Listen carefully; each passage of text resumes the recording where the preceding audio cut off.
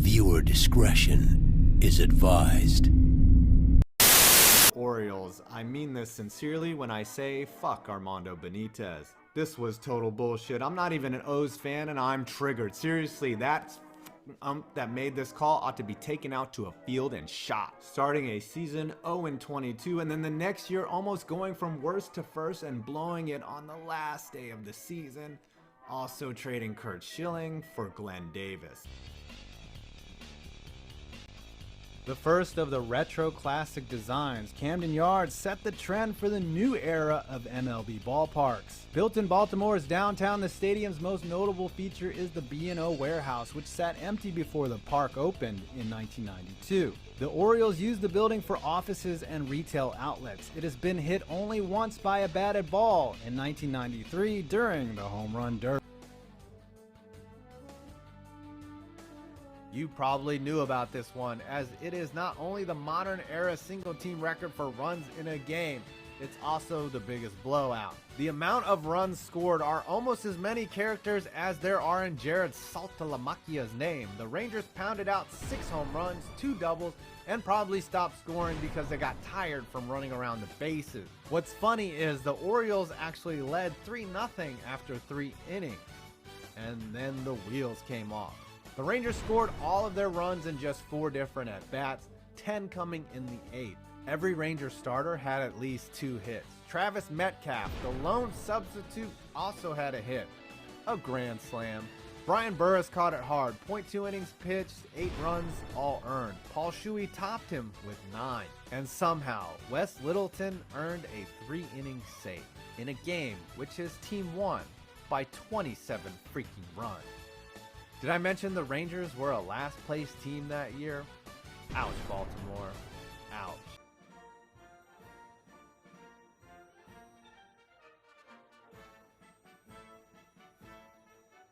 With a name about as exciting as the numbers Chris Davis is putting up this year, the Oriole bird looks like an Oriole bird. His head was featured on the team's caps from 1966 through 1988 and again since 2012, one of the few mascots to have 100% thematic consistency with the ball club itself, which makes you think he likes losing. Though it's really easy to pick on the O's for a leadoff hitter jumping from 16 home runs to 50, the most confirmed incident of cheating was when reliever Brian Matus got ejected in 2015 for having an unknown substance on his arm. Manager Buck Showalter never said what it was exactly. I'm just glad that it wasn't David Cone who was the pitcher involved in this incident.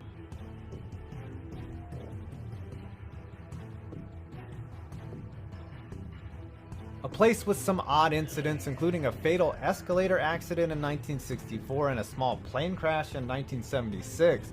Memorial Stadium was a dual-purpose facility in the Baltimore suburbs. Site of the Colts leaving the city in the middle of the night in 1984 by supervillain Robert Irsay, the facility was abandoned in 1998 and demolished in 2001. It is now a senior living facility which features a newly dedicated field and was aided in development by Cal Ripken Jr. It's fitting that it's a home for the elderly, as they are the only people who can remember the O's last champion.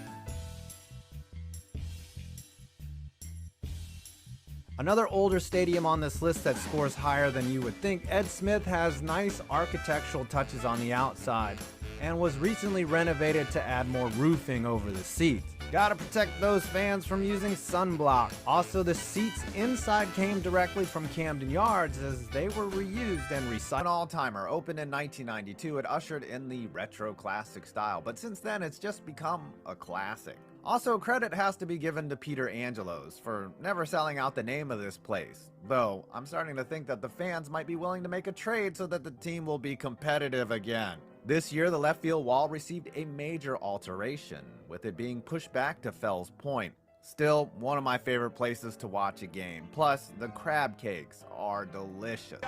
Let's sit by the campfire and allow me to regale you in a personal story. I took a little trip up to Baltimore this past May. I know, willingly going to Baltimore is a little crazy, but I have a sadistic streak in me. While I was in town, I took in the sights and sounds of an Orioles game. An easy excuse to see Camden Yards and be awed at how beautiful it is. This is where all of the positives end. You see, children, I ended up going to that game.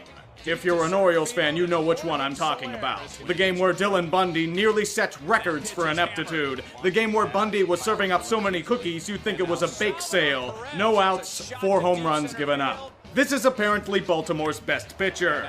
The whole game was a massacre. And it epitomizes the Orioles organization today. A goddamn mess that gets battered around yet pretends like everything is fine. I've been on record saying that I have no idea what the hell the Orioles are doing. They struck me as a team whose window closed pretty tightly last season after their pitching decided to imitate the home run derby. They responded to this disappointment by inexplicably buying at the deadline.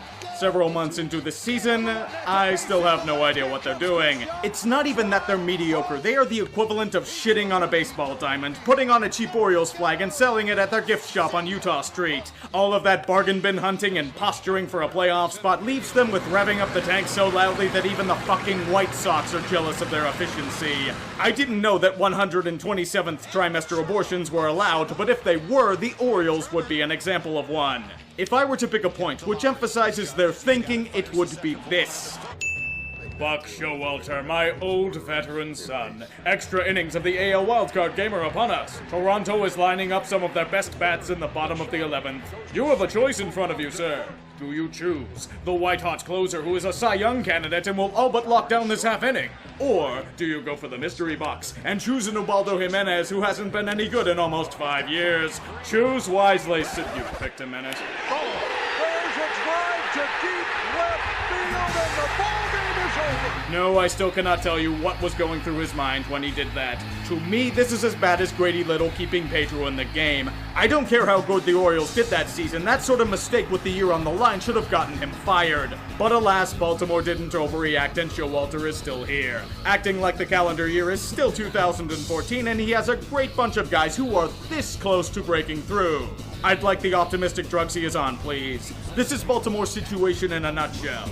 Here is the obvious choice. Blow it up and rebuild as you can't compete with the big boys anymore, or the mystery box of pretending that you're still competitive with what you have. They have hypothetically picked Jimenez every single time.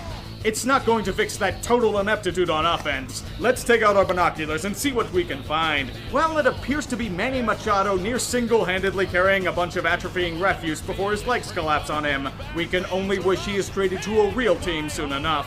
May we visit Exhibit A in this train wreck in Chris Davis. Oh boy.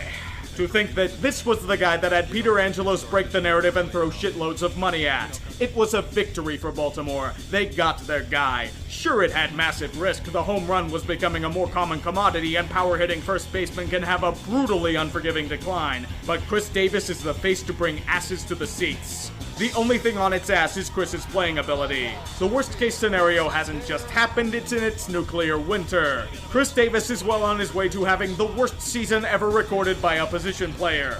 That is not an exaggeration. He can't feel. He can't make contact. When he does, it's mostly harmless ground balls. He fails with runners on base. He fails with nobody on base. He's a power hitter being outslugged by pitchers.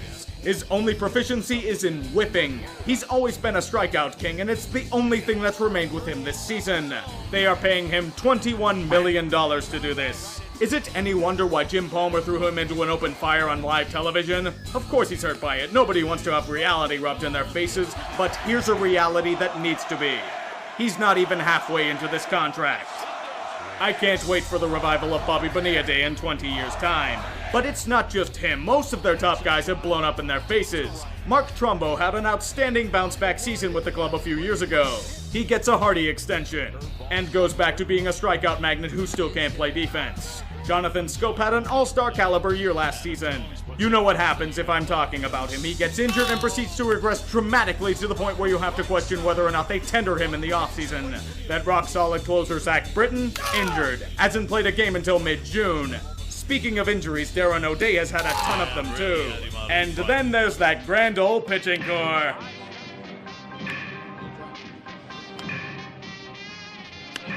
There's Kevin Gossman getting owned on the base paths by Mookie Betts because of a predictable windup. And there's Chris Tillman, once a beacon of light for the organization. And he sucks. Remember that they added to it in the offseason with Andrew Kashner and Alex Cobb. Somehow, unsurprisingly, they have sucked both life and money out of the organization.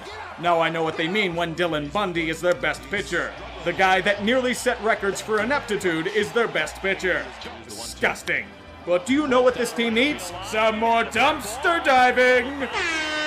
They need to supplement this squad with a bunch of random cast-offs and Rule 5 picks. It's been a Baltimore tradition for as long as we can remember. Let's start with a minor league invite to Danny Valencia, who is now their starting third baseman. Pedro Alvarez, though, he is the minor league free agent we need. He is their third string DH that can't make contact with the ball. Did I also mention he can't field worth a damn? Colby Rasmus, he vanished last season, but he won't do that off the field. He'll vanish on it this time. Doesn't matter though, they need more veterans to appease old Buck. Go grab Craig Gentry and Jace Peterson to waste roster spots. They'll find the next Nelson Cruz somewhere. But we can't pretend to just throw a team out there, we need to develop for the future. Let's type Anthony Santander and Pedro Araujo as developmental pieces via the Rule 5. And they sell. It's the one thing I don't get about this organization. They put so much attention to detail in Camden Yards, yet they treat their baseball operations with half-assed pretenses of competing while all evidence points to the contrary. This organization cannot develop pitching. Being drafted as a pitcher into this organization is a death sentence that can only be nullified if he is sent to a real team. We all know about Jake Arrieta, who became a stud once he was let go from hell, but there are plenty more. For one, the Arrieta trade also gave the Cubs Pedro Strop. There is Eduardo Rodriguez, a former top prospect who got it all together once going to Boston for a rental of Andrew Miller. This organization also traded away Josh Hader, the same bullpen rock that is setting the strikeout pace for relievers. Jeremy Hellickson was utter trash when he was traded for last season. This year, he is one of many excellent starters about an hour down the road. If it's one guy, it happens everywhere. If it's a couple, just bad luck. If it's happening to nearly every pitcher on the roster, that's a trend. This is the Orioles, a team that just doesn't care anymore. Dan Duquette will pretend that he knows what he's doing, but he doesn't. He has as much of a clue as the rest of us do. Zilch. Peter Angelos, the notorious meddler and lightning rod, is as apathetic towards this team as anyone else. He's passed down power to his sons, Duquette and Brady Anderson. They have proceeded to putz around and flounder. At the very least, Showalter might have been long gone if Peter gave a fuck anymore. The fans have responded the same way. A once bustling, beautiful ballpark is now a cavern of desolation. What is there to see besides Machado? He'll be gone in a little bit, so might as well see him now. Most of the promotional tactics and offerings at Orioles games are reaching "please come to our games" territory. Free entry for kids? Offer that as an alternative for truancy and you will see Baltimore's education system rocket through the roof.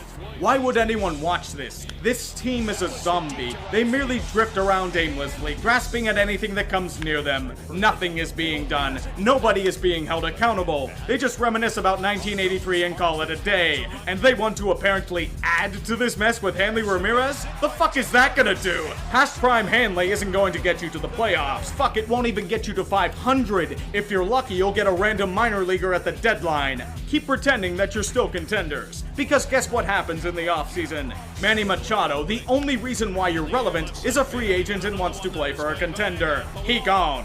Adam Jones is a free agent too, a face of the franchise, but I doubt Baltimore wants another potential Chris Davis on their hands. He gone.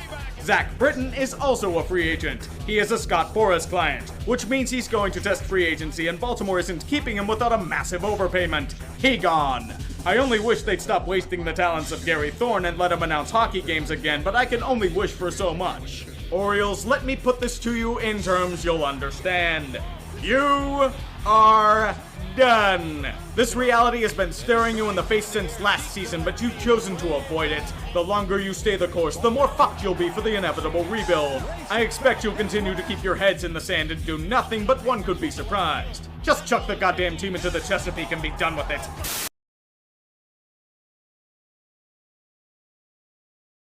Fuck you, Baltimore! If you're dumb enough to go to a baseball game this weekend, you're a big enough schmuck to come to Camden Yards! Home run! Defensive breakdown! Rebuild! If you think you're gonna see a win at Camden Yards, You can kiss my ass! it's our belief that you're such a stupid motherfucker! You'll fall for this bullshit! Guaranteed! If you find some Nationals gear, Shove it up your ugly ass! you heard us right! Shove it up your ugly ass! Bring your kids! Bring your wallet! Bring your wife! We'll fuck her! That's right. We'll fuck your wife! Because at Camden Yards, you fuck 30 to 3 every day! Get beat to hell at Camden Yards! Yards. Home of challenge hitting. That's right. Challenge hitting. How does it work? If you can take a 100-mile-an-hour fastball to the face and not strike out, You get Chris Davis's job. don't wait. Don't delay. Don't fuck with us or he'll rip your nuts off. Only at Camden Yards. The only stadium that tells you to fuck off. Hurry up, asshole. This event ends the minute you give us your song. And it better not pitch or you're a dead motherfucker. Go to hell. Camden Yards, Baltimore's shittiest. An exclusive home to the most useless fuckers in the state of Maryland. Guaranteed. You do realize you guys just broke the single-season record for most home runs allowed, and it's not even the final week of August, right? And conveniently on the anniversary of 30-3 as well. Trying to migrate to the Inner Harbor to drown, I see.